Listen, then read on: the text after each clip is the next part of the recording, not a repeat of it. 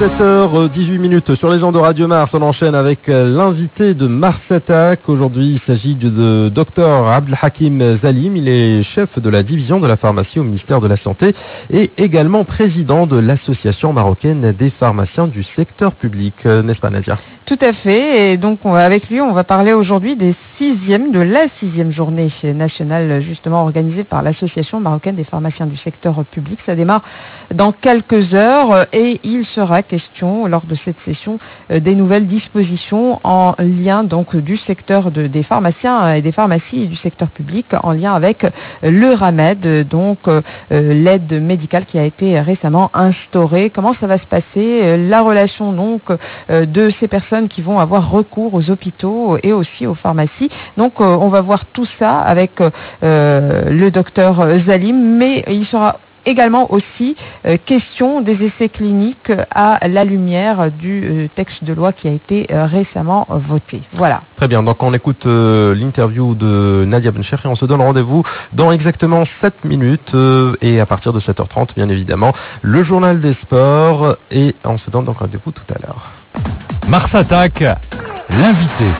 L'association marocaine des pharmaciens du secteur public organise sa 6e journée nationale. Ça se passe aujourd'hui au centre antipoison et pharmacovigilance à Rabat. Le thème retenu est les nouvelles dispositions en relation avec le RAMED et les essais cliniques. Spécialistes marocains en médecine et pharmacie débattront du rôle du pharmacien du secteur public dans l'évolution du système de santé. Avec nous ce matin, le docteur Abdelhakim Zalim, chef de la division de la pharmacie au ministère de la Santé. Il est aussi président de l'AMPSP. Bonjour. Bonjour madame. Alors pour commencer, un petit mot sur l'AMPSP, donc l'association marocaine des pharmaciens du secteur public.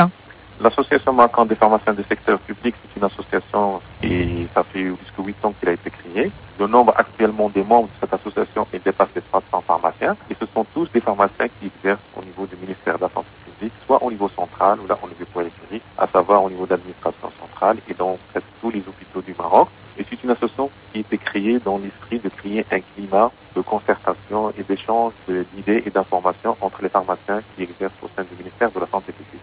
Alors, une 6e journée organisée par l'Association marocaine des pharmaciens du secteur public. Elle a pour thème les nouvelles dispositions en lien avec le RAMED, le régime d'assistance médicale. Alors, justement, qu'est-ce qui a été fait en ce sens? Chaque année, nous choisissons un thème d'actualité qui touche la santé des citoyens. Et cette année, tout le monde sait que la majorité, moi, c'est le biostatistique.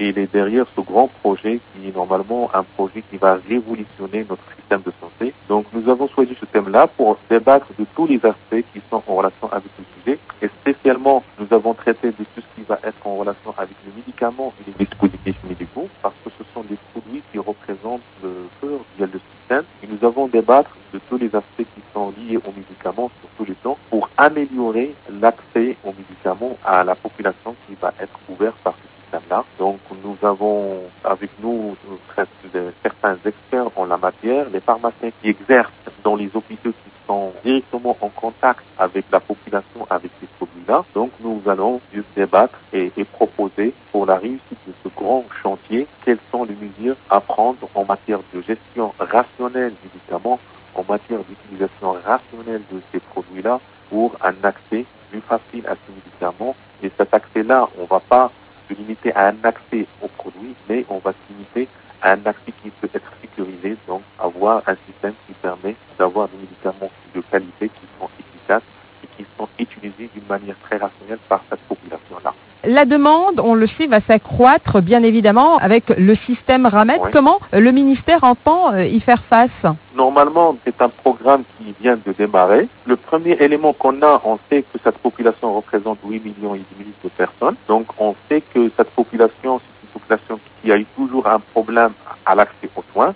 Donc, normalement, les étapes à faire, c'est-à-dire essayer de mettre en place à l'échelle nationale des structures d'accueil, recueillir les informations de cette population, c'est-à-dire cette population, normalement, il a un profil épidémiologique, c'est-à-dire des maladies qu'on connaît, et essayer de voir quels sont les produits qui sont adaptés. Ce qui va rester, c'est il faut essayer de mettre un système qui est plus souple, dans lequel il faut accueillir ces gens-là, et essayer de voir quels sont les moyens à mettre pour répondre vraiment à cette population-là. C'est vrai, le budget, il est là. Donc, automatiquement, cette année-là, on va noter qu'il y aura une augmentation du budget du ministère de la Santé en matière d'achat de médicaments et de dispositifs médicaux. Normalement, on peut dire que cette année va être une année de préparation, une année transitoire dans laquelle, c'est vrai, il y aura toujours des problèmes, mais on va essayer de répondre à cette demande-là et atteindre un taux de satisfaction de la population qui peut être un niveau qui est vraiment acceptable. Comment ça va se passer concrètement pour les patients munis d'une carte Ramed? Vont-ils bénéficier de médicaments gratuitement ou peut-être payer une somme symbolique, une sorte de contribution? Non. Le système, dans sa conception, les gens qui auront la carte, ils auront accès à un système de soins qui est vraiment bien défini, c'est-à-dire défini au niveau ambulatoire pour les maladies chroniques ou tout ça, et même au niveau des hôpitaux pour tout ce qui est accès à des soins à un niveau hospitalier. Donc, toutes les prestations de services à tous les niveaux vont être gratuitement. C'est-à-dire, ils ne vont rien payer. Et ça sera la même chose pour les médicaments? Ça sera la même chose pour les médicaments.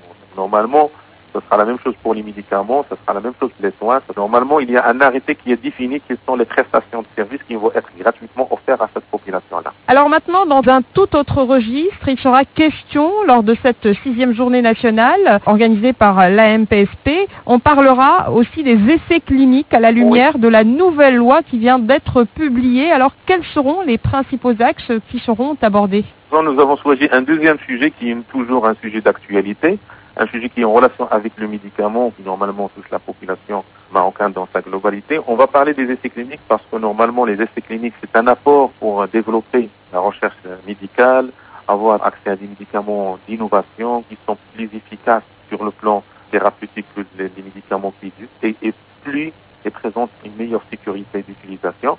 Donc normalement à l'échelle internationale il y a eu pas mal de changements dans la conception et la façon de voir les essais cliniques par la population. Et normalement, les essais cliniques, ils se font d'une manière mondiale. Il n'y a pas un pays dans lequel on peut faire des essais cliniques, mais on peut les faire à l'échelle mondiale. Donc, ce qui est essentiel, c'est que tout le monde sait que les médicaments qu'on utilise maintenant pour guérir nos maladies, ils étaient expérimentés sur des volontaires sains ou des volontaires malades. Donc, nous allons discuter quel cadre juridique et quel cadre à mettre en place dans l'objectif d'une meilleure protection de ces volontaires qui vont participer à ces essais cliniques et deuxièmement pour développer la recherche médicale. Surtout lorsqu'on sait que la population marocaine est devenue une population dans laquelle le profil épidémiologique ressemble aux pays développés. C'est-à-dire que notre population présente des maladies, il y a les maladies qu'on appelle les maladies des pays riches, c'est-à-dire nous avons par exemple tout ce qui est cancer qui prend de la place, tout ce qui est maladies neurologiques, l'Alzheimer, les maladies de Parkinson, qui sont liées à l'allongement de l'espérance de vie. Et comme quoi ce sont des maladies dans lesquelles il y a pas mal de recherches qui se font à l'échelle mondiale. Et le fait de faire participer la population marocaine à ces recherches-là va ouvrir une nouvelle porte pour un meilleur traitement. Donc nous allons discuter de tous ces éléments-là. Nous allons, par exemple, sortir avec des recommandations qui disent que le Maroc, il ne faut pas qu'il reste cloisonné en soi-même, mais il faut qu'il s'ouvre à l'échelle internationale. Docteur Abdelhakim Zalim, merci d'avoir été notre invité ce matin. Je vous remercie également. Vous êtes président de l'Association marocaine des pharmaciens du service public et chef de la division de la pharmacie au ministère de la Santé.